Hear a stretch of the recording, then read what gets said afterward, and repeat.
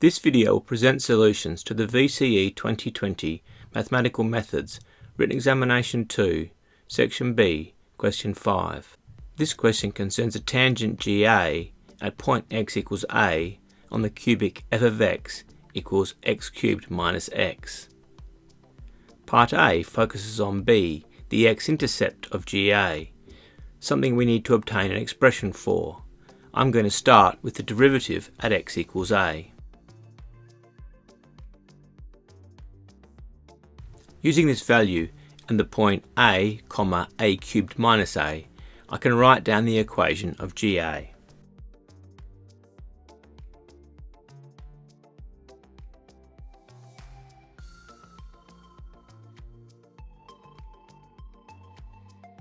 I can set y equals 0 and rearrange this to obtain the required expression for b, the x-intercept of GA.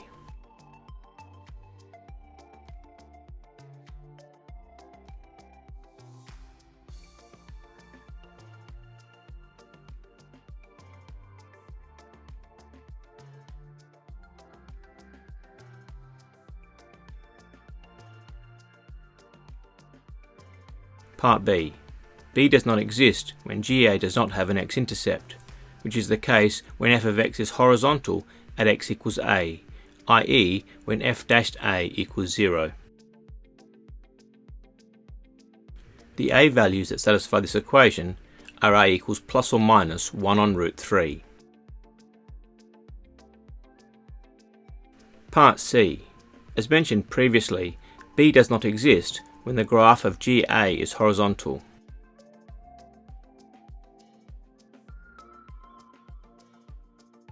Part D, Part 1. The values of a for which b equals 1.1 can be found by solving this equation.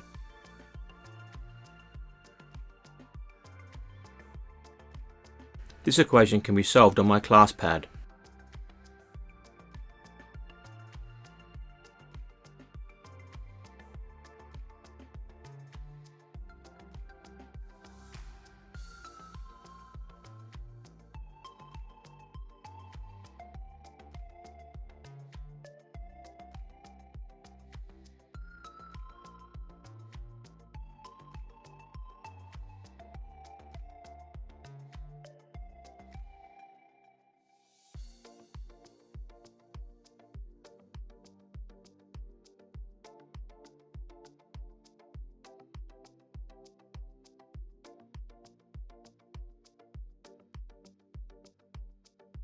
Part D, Part 2.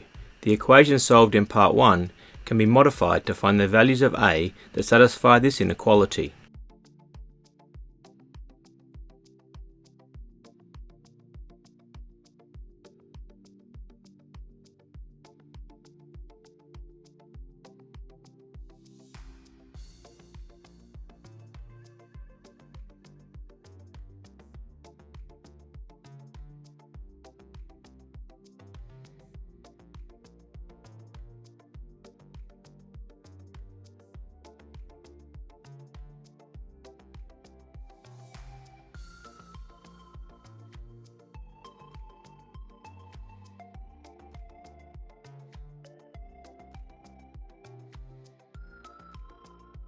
Part E.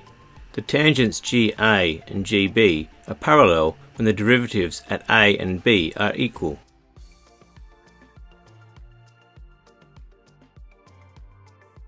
This equation can be solved to find that as a is not equal to b, a equals minus b. Substituting b equals minus a into our expression for b in terms of a, we obtained this equation.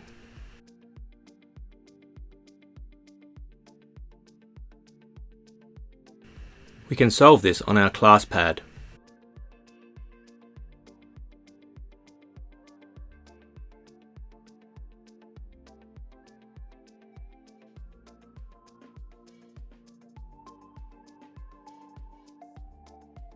Remembering that a equals minus b and is not equals to b, we can disregard the 0 solution, and so our two answers are a equals plus or minus root 5 on 5.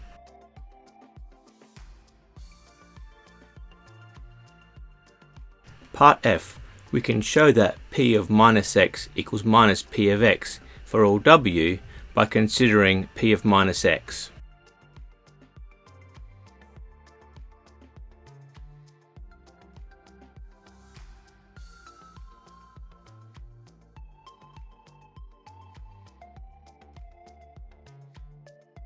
This result shows that p of x is an odd function and that it is point symmetric about the origin.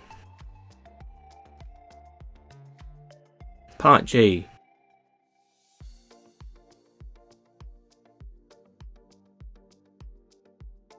The graph of p of x can look one of two ways depending on w. If w is greater than 0, then x squared plus w has no solution, and so the only x-intercept of p of x will be x equals 0.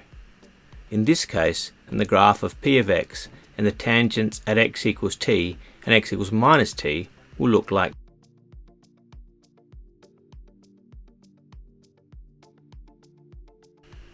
the graph in the case when w equals 0 is similar to this.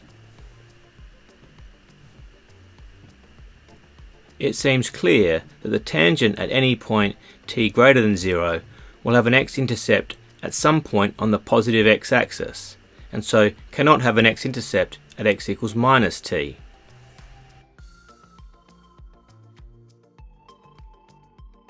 If w is less than 0, then x squared plus w equals 0 has solutions at plus or minus root w, and so p of x will have 3 x-intercepts and will look something like the graph of f of x seen earlier.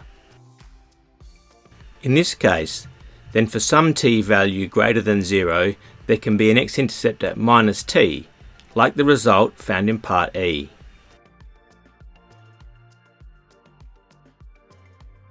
Based on this thinking, w is less than 0.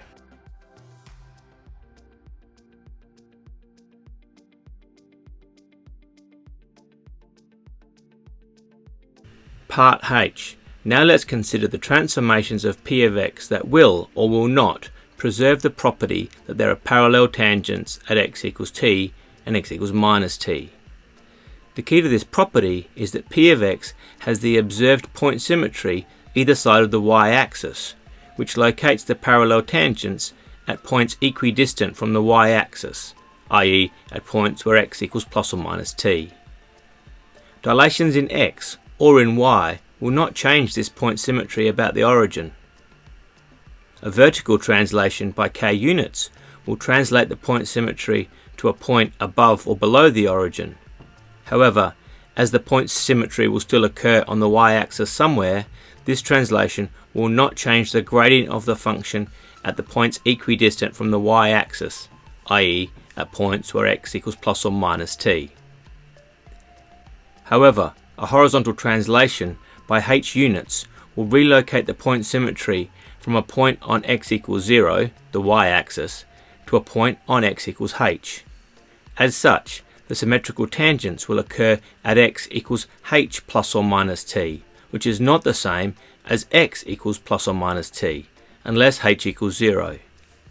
Based on this thinking, the only restriction on the values m, n, h and t is that h equals 0.